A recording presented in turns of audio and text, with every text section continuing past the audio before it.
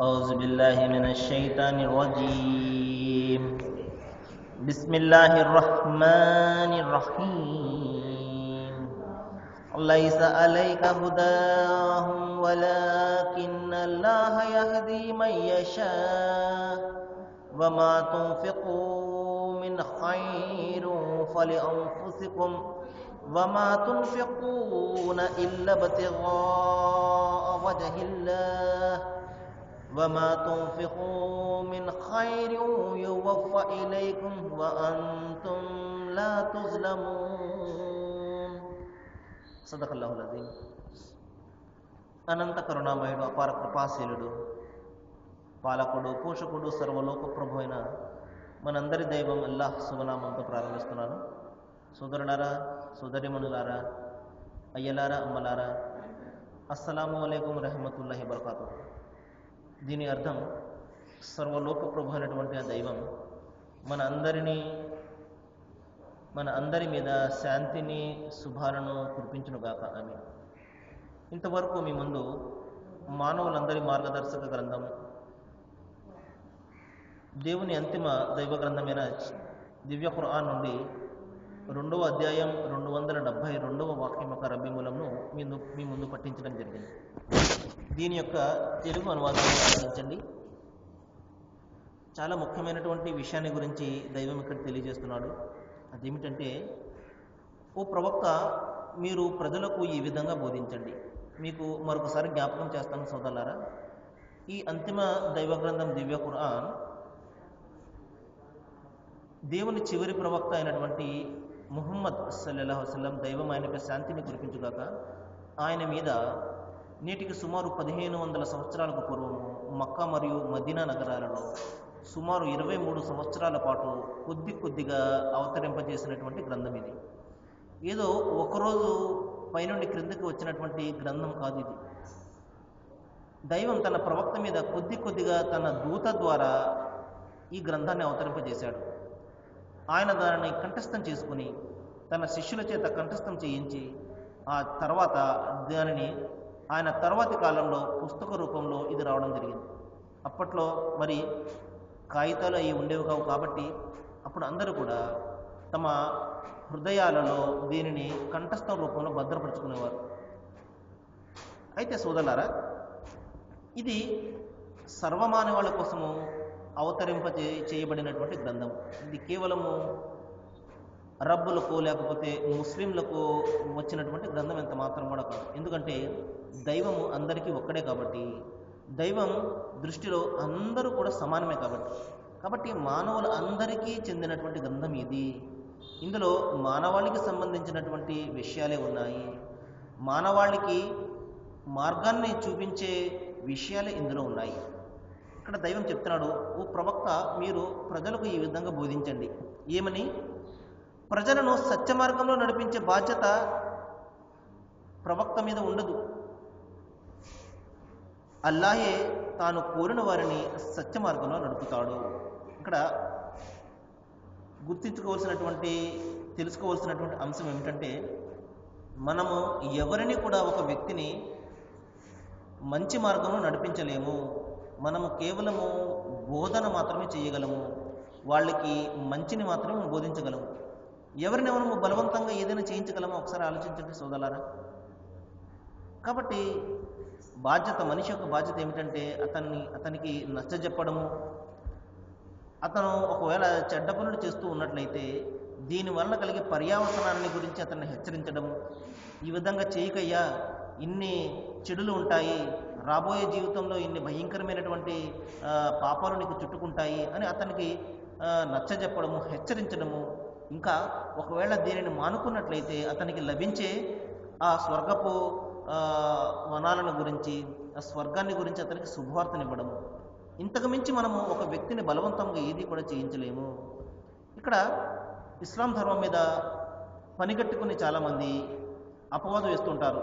అదేమిటంటే బలవంతపు మత మార్పిడులు అని.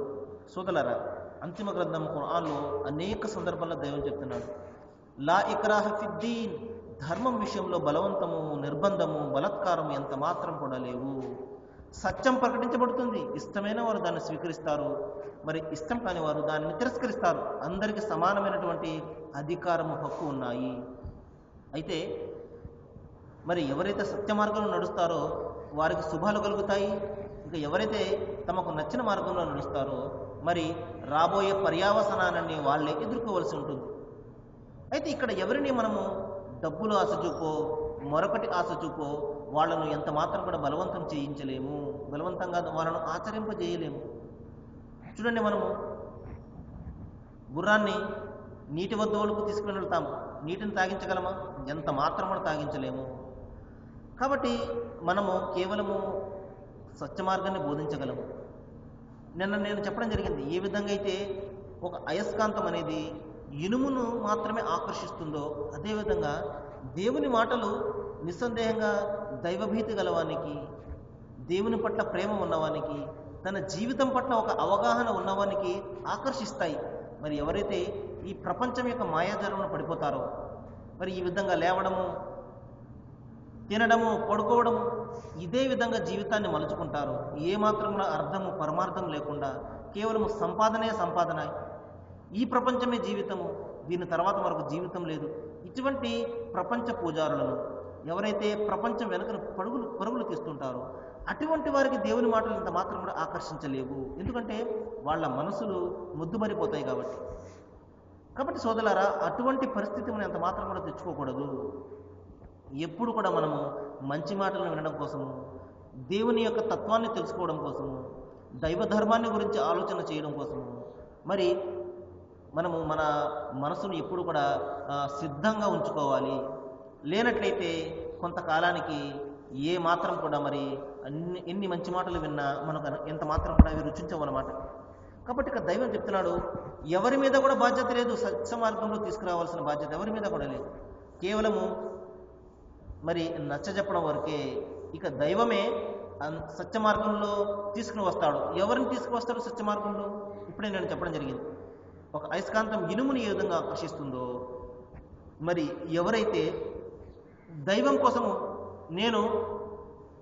నన్ను నేను మార్చుకోవాలి, నేను ఈ ప్రపంచంలోనే కాదు పరలోకంలో కూడా సాఫల్యాన్ని పొందాలి అన్న కోరిక, అన్న తపన ఎవరికైతే ఉంటుందో మరి అతనే దైవం గురించి ఆలోచిస్తాడు.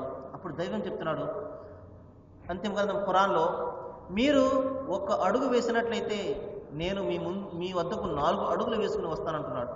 అంటే ఒక్కసారి మనిషి అల్లా వైపునకు తిరిగినట్లయితే, దైవం వైపునకు తిరిగినట్లయితే అల్లా అతన్ని ఆకర్షించుకుంటాడు. కానీ మనిషి తన ప్రయత్నం చేస్తాడా లేదా అన్నదే ఇక్కడ పరీక్ష. కాబట్టి మనిషి తనంతట తాను ముందు ప్రయత్నం చేయాలి, దైవం వైపునకు తిరగాలి, దైవాన్ని గురించి ఆలోచించాలి, అల్లాహ్ను గురించి, ఆయన తత్వం ఏమిటి, ఎవరు అల్లా అంటే దైవం ఎవరు అవుతారు, దైవం ఎవరు కారు. ఎందుకంటే మన చుట్టూ అనేక కోటాను కోట్ల మంది దైవాలు మనకు కనబడుతున్నారు. మరి వీళ్ళందరిలో నిజమైనటువంటి దైవం ఎవరు? అందరూ కూడా సమానమైనటువంటి శక్తిగల దైవాలేనా? ఒకవేళ సమాన శక్తిగల దైవాలు అయితే ఈ ప్రపంచం ఎంత క్రమబద్ధంగా ఈ విధంగా నడుస్తుంది? మరి ప్రతి దైవం కూడా తనను పుట్టించిన వాళ్ళను, తను ఎవరినైతే పుట్టిస్తాడో వాళ్ళందరినీ వేరే వేరే విధంగా పుట్టించుకునేవాడు కదా. మరి ఈ విధంగా మానవులందరూ ఒకే విధంగా ఎందుకున్నారు? మరి పైనుండి మరి వాన కురుస్తుంటే అందరి మీద ఏ విధంగా ఒకే విధంగా కురుస్తుంది? ఒకవేళ కురిపించేవాడు కేవలము ఒక వర్గానికి చెందినటువంటి దైవమే అయితే అందరి మీద అది ఏ విధంగా కురుస్తుంది? ఇవన్నీ కూడా మనను ఆలోచింపజేసే ప్రశ్నలు. అయితే మన యొక్క దురదృష్టం ఏమిటంటే మనకు సంబంధం కానటువంటి అనవసరమైనటువంటి విషయాల గురించి మనము ఆలోచన చేస్తాము, కానీ ఈ విషయాల గురించి అంత మాత్రం కూడా ఆలోచించము. అనునిత్యం కూడా దేవుని యొక్క అనుగ్రహాలు పొందుతూనే ఉంటాము, కానీ ఆయన తత్వాన్ని గురించి మాత్రం ఎంత మాత్రం కూడా ఆలోచించము. కాబట్టి సోదరులారా, ఇవి నిత్య సత్యాలు మన కళ్ళ ముందు రోజు కూడా కనబడేవే. దైవం ఒక్కడే ఒక్కడే ఒక్కడే అని మన అంతరాత్మను తట్టిలేపే విషయాలు ఇవన్నీ కూడా. కానీ మనం ఎంత మాత్రం కూడా వాటి గురించి ఆలోచన చేయము. కాబట్టి మనకు రోజుకొక దైవము మన సమాజంలో పుట్టుకొస్తున్నాడు. సోదరులారా, మరి దైవం ఇక్కడ చాలా స్పష్టంగా చెప్తున్నాడు, తాను కోరిన వారికి అల్లాహ్ సత్య మార్గంలో నడుపుతాడు. ఎవరిని నడుపుతాడు? ఎవరైతే అల్లాహ్ వైపునకు మరలాలి అన్న తపన కలిగి ఉంటారో, నా జీవితాన్ని నేను మార్చుకోవాలి అన్న తపన కలిగి ఉంటారో, నా సమాజాన్ని నేను శాంతిమయంగా చేసుకోవాలి, ఇక్కడ నేను జీవించాలి, నలుగురిని కూడా జీవింపజేయాలి, నేను శాంతిగా ఉండాలి, నా సమాజాన్ని కూడా నేను శాంతిమయం చేయాలి అన్న తపన ఎవరిలైతే ఉంటుందో, దైవభీతి ఎవరిలైతే ఉంటుందో, మరణానంతర జీవితాన్ని గురించి ఎవరైతే ఆలోచన చేస్తారో, ఈ లోకం శాశ్వతం కాదు, ఇది కేవలం తాత్కాలికమే, పరీక్ష నిమిత్తం మాత్రం ఇవ్వబడింది, మరి దీని తర్వాతే అసలైనటువంటి జీవితము, నేను చేసిన ప్రతి పనికి నేను సమాధానం చెప్పుకోవాలి అన్న భయంతో, అన్న భీతితోటి ఎవరి హృదయాలైతే మరి పరితపిస్తూ ఉంటాయో అటువంటి హృదయాలనే దేవుని మాటలు ఆకర్షిస్తాయి, అల్లాహ్ గురించి అటువంటి హృదయాలే ఆలోచిస్తాయి. అయితే ఈ ప్రపంచము మరి పరీక్ష సమయం సోదరులారా, నేను చాలా అనేక సందర్భాల్లో ఈ విషయాన్ని చెప్పాను. చిన్న ఉదాహరణ చెప్తాను చూడండి. ఒక విద్యార్థి పరీక్ష హాలులో పరీక్ష రాస్తున్నాడు అనుకోండి, 3 గంటల సేపు అతనికి ఆ పరీక్ష ఉంటుంది. మరి ఆ పరీక్షా కేంద్రంలో ఉన్నటువంటి ఆ టీచరు అతన్ని ఏ విషయంలో కూడా బలవంతం పెట్టాడు, రాయమని చెప్పడు, రాయొద్దని చెప్పడు, కేవలం ఆ విధంగా చూస్తూనే ఉంటాడు. ఆ 3 గంటల పాటు కూడా ఆ విద్యార్థి తన పరీక్ష పేపర్ మీద ఇష్టం వచ్చినట్టు రాసుకోవచ్చు, అతను ప్రశ్నలకు సమాధానాన్ని రాసుకోవచ్చు, పిచ్చి గీతలు గీసుకోవచ్చు, అతనికి నచ్చిన విషయం కూడా రాసుకోవచ్చు. కానీ 3 గంటలు అయిపోయిన తర్వాత ఒక్క క్షణం కూడా అతని వద్ద ఆ పేపర్ను ఉంచుకోవడం జరగదు. ఆ పరీక్ష పేపర్ను అతని నుండి లాగివేసుకుంటారు. అదేవిధంగా సోదరులారా, మన ఈ జీవితం కూడా దైవం మనకు ప్రసాదించినటువంటి ఈ 60, 70, 80 ఈ సంవత్సరాల జీవితము మన వద్ద ఉన్నంత వరకే మనది. ఒక్కసారి మనం చనిపోయిన తర్వాత తిరిగి ఎంతగా మనం ఒత్తుకున్నా మనకు రాదు. ఏ విధంగా అయితే ఆ విద్యార్థి అర్రెర్రే 3 గంటల పాటు నేను పరీక్ష సరిగ్గా రాయలేదే, ఒక్క 10 నిమిషాలు టైం ఇవ్వండి నేను రాస్తాను అంటే తిరిగి ఆ పేపర్ అతనికి ఇవ్వడం జరుగుతుందా? ఎంత మాత్రం కూడా ఇవ్వడం, అది కుదరనటువంటి పని. ఎందుకంటే మనం ఏమి రాసినా 3 గంటల సమయంలోనే మనం రాయవలసి ఉంటుంది. అదేవిధంగా మన జీవితాన్ని చక్కదిద్దుకోవాలంటే మన జీవితమే మనకు ముఖ్యము, ఇదే ప్రధానము. ఇక్కడ చేసుకున్నదే మన వద్దకు వస్తుంది. లేదండి, ఉదాహరణకు చూడండి, ఒక విషయం మనకు నచ్చలేదనుకోండి, దాన్ని తీసేసి మరొకటి చేయడానికి ప్రయత్నం చేస్తాం. ఉదాహరణకు మనం వేసుకున్న దుస్తులు మనకు నచ్చలేదనుకోండి, ఇంకొక దుస్తులు వేసుకోవచ్చు. కానీ సోదరులారా, ఇది జీవితము.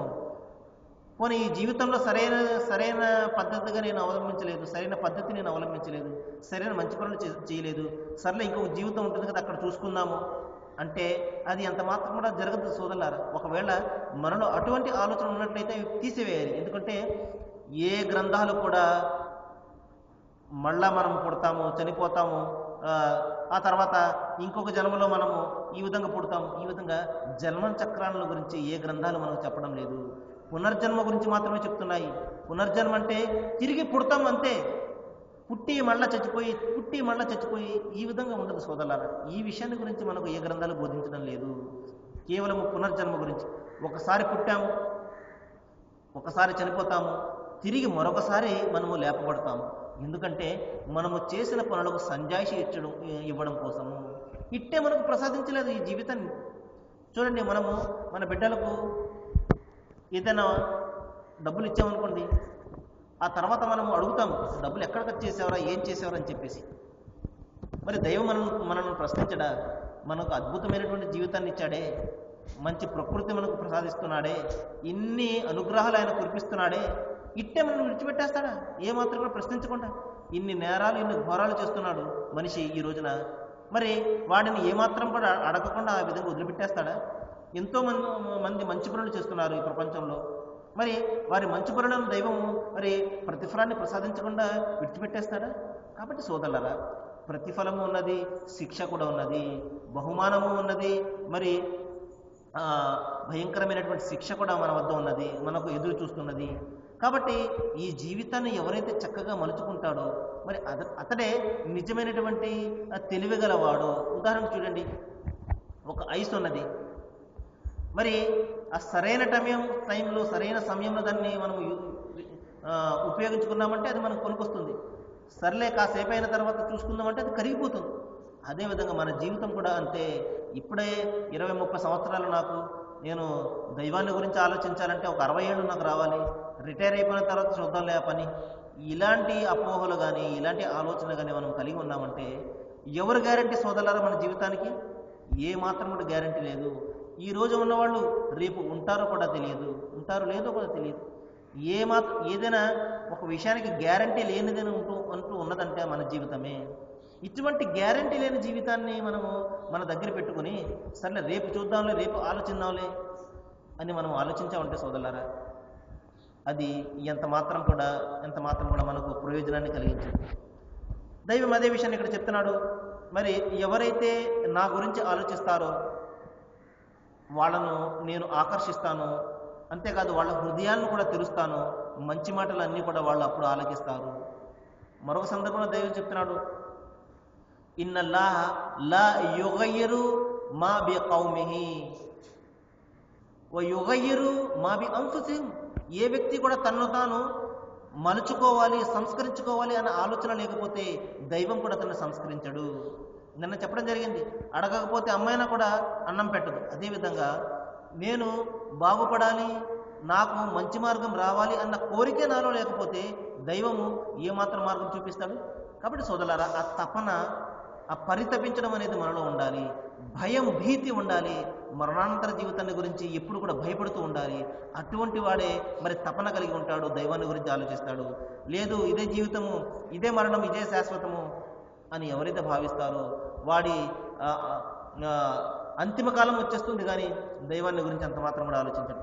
ఆ తర్వాత సోదరులారా, మరొక మాట ఇక్కడ దైవం చెప్తున్నాడు, మీరు మంచి మార్గంలో మీరు ఖర్చు చేసే ధనము అది మీకే మేలు చేకూరుస్తుంది. మనం అనుకుంటున్నాము పేదలకు కానీ బీద సాధలకు కానీ మనము దానం చేస్తే మన ధనం తరిగిపోతుంది అని మనం భావిస్తున్నాము. కానీ సోదరులారా, అసలు నిజంగా బ్రతికి ఉండేది, నిజంగా మిగిలి ఉండేది ఆ ధనమే. మనము దైవ మార్గంలో ఖర్చు చేసినటువంటి ధనమే మనకు మిగిలి ఉండేది. అదే విషయం దైవం ఇక్కడ చెప్తున్నాడు. దైవ మార్గం అంటే సోదరులారా చూడండి, సాటి మానవులను, సాటి బీద సాధన ఆదుకోవడమే దైవ మార్గం. ఈ విధంగా ఒకరి నుండి ఒకరికి సహాయం చేసే నిమిత్తమే దైవం మనకు ఈ యొక్క జీవితాన్ని ప్రసాదించాడు. ప్రవక్త ముహమ్మద్ సల్లల్లాహు అలైహి వసల్లం వారు, దైవం ఆయనపై అనంతమైనటువంటి శాంతిని కురిపించుగాక, ఒక సందర్భంలో చెప్పారు, మీరు ఎవరైతే ఎక్కువగా ఇతరులకు ఉపయోగపడతాడో వాడే నిజమైనటువంటి మానవుడు, నిజమైనటువంటి విశ్వాసి అన్నారు. కాబట్టి ఈ విధంగా సాటి మనుషులను ఆదుకునే నిమిత్తమే దైవం మనకు ఈ జీవితాన్ని ప్రసాదించాడు. ఈ విధంగా మనము ఏ ఖర్చు చేసినా దైవం దాన్ని ఆదరిస్తాడు. ప్రవక్త ముహమ్మద్ సల్లల్లాహు అలైహి వసల్లం వారు చెప్పారు, దారిలో ఒక ముళ్ళు కనబడితే దానిని తీసి పక్కన పాడేస్తే అరే నా సాటి సోదరులకు అది గుచ్చుకుంటుందేమో, వాళ్ళకు బాధ కలిగిస్తుందేమో అన్న ఆలోచనతోటి ఆ ముళ్ళును తీసుకుని పక్కన పాడేస్తే అది కూడా సత్కార్యమే, దానికి కూడా దైవం ప్రతిఫలాన్ని ప్రసాదిస్తాడు. ఇంకా నీ సోదరుణ్ణి చిరునవ్వుతో పలకరించడం కూడా నీకు పుణ్యాన్ని ప్రసాదిస్తుంది అన్నారు. చూడండి, మనిషి పుణ్యాలను సంపాదించుకోవడం ఎంత తేలికగా దైవం చేశాడో చూడండి. మన సాటి సోదరుణ్ణి చిరునవ్వుతో పలకరించడం, దానికి ఏదైనా ఖర్చు అవుతుందా సోదరులారా? ఒక్క పైసా కూడా ఖర్చు కాకుండా మనం పుణ్యాన్ని సంపాదించుకోవచ్చు. కానీ సాటి సోదరుల మీద మనము చిరునవ్వుతో కూడా పలకరించడం కూడా ఈ రోజున మనం చేయలేకపోతున్నాము. మనస్సులో ఈ విధంగా అసూయ, ద్వేషాలు, వాడు ఆ జాతి నేను ఈ జాతి, వాడు ఆ మతము నేను ఈ మతము, వాడు ఆ కులము నేను ఈ కులము, వాడు తెల్ల నేను నల్ల, ఈ విధంగా రకరకాల తారతమ్యాలు మన ప్రస్తుత సమాజంలో. వాడు ఆ పార్టీ నేను ఈ పార్టీ. చూడండి ఎంత భయంకరంగా మనిషి ఈ రోజున చిలిపోయి ఉన్నాడు. చూడండి, సోదరుడే పక్కన ఉన్నవాడే కానీ వేరొక ధర్మానికి చెందినవాడు, వేరొక ప్రాంతానికి చెందినవాడు, వేరొక పద్ధతిని పాటిస్తున్నాడు, కాబట్టి అతనితో నేను మాట్లాడకూడదు. ఈ విధంగా మన సాటి సోదరులను చిరునవ్వుతో పలకరించడం కూడా ఈ రోజున మనం చేయలేకపోతున్నాము. మన మనసులో ఏ విధంగా కలుస్తాయో ఒకసారి ఆలోచించిన సోదరులారా. కాబట్టి ముక్క చెక్కలైపోయినటువంటి మన మనసులు కలవాలంటే కేవలం ఒకటే మార్గం. అదేమిటంటే మనలో ఎవరు ఎక్కువ కాదు, ఎవరు తక్కువ కాదు, అందరూ కూడా దేవుని సంతానమే, అందరూ దేవుని బిడ్డలే, అందరూ దేవుని చేత సృష్టింపబడ్డ మానవులమే, అందరూ కూడా ఇక్కడ సమానమే. అందుకని అంత్యకృతం ఖురాన్లో ఒక మాట చెప్తున్నాడు, ఇన్న అక్రమకం ఇందలవ అతకాకం. దేవుని దృష్టిలో ఎవరైతే దైవభీతి కలిగి ఉంటారో వాడు మాత్రమే ఇష్టడు, తప్పించి మీ కులాలు, మీ మతాలు, మీ డబ్బు దర్పాలు, మీ పదవులు ఏమి కూడా దైవం వద్దకు చేర్చవు. ప్రపంచంలోనే ఇవన్నీ కూడా, పరలోకంలో ఏమి కూడా ఉండవు సోదరులారా. కాబట్టి నేను దైవాన్ని ప్రార్థిస్తున్నాను. చాలా చక్కటి విషయాలు మన ముందుకు వస్తున్నాయి. మరి దైవాన్ని గురించి మనము తపన ఉన్నప్పుడే మరి ఆ తపన కలిగిన హృదయాలే ఈ విషయాల గురించి ఆలోచిస్తాయి. కాబట్టి సోదరులారా, ఆ తపన మనలో కలిగి ఉండాలి. మన జీవితం అంతమైపోతుంది, ఎప్పుడు అంతమైపోతుందో తెలియదు, రోజులు గడిచిపోతూనే ఉన్నాయి.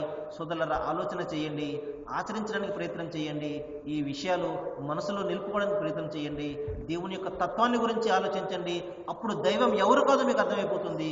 దేవుడు ఏ విధంగా ఉంటాడో ఆలోచన చేస్తే ఏ విధంగా ఉండడో మీకు అర్థమైపోతుంది. దైవం అనేవాడు సృష్టికర్త అయి ఉంటాడు. ఆయన ఇప్పుడు కూడా పుట్టేవాడై ఉండడు, మరణించేవాడై ఉండడు. ఆయన లాంటి సాటి సమానం ఎవరు కూడా ఉండరు. కాబట్టి ఇటువంటి లక్షణాలు గల దైవాన్ని గురించి ఆలోచించాలి. దైవం మీకు నాకు మరి అల్లాహ్ అందరికీ శుభాలను శాంతిని మంచిని ప్రసాదించాలని నేను వేడుకుంటూ ముగిస్తున్నాను. వాకురు దవానా అనిల్ హమ్దులిల్లాహి రబ్బిల్ ఆలమీన్.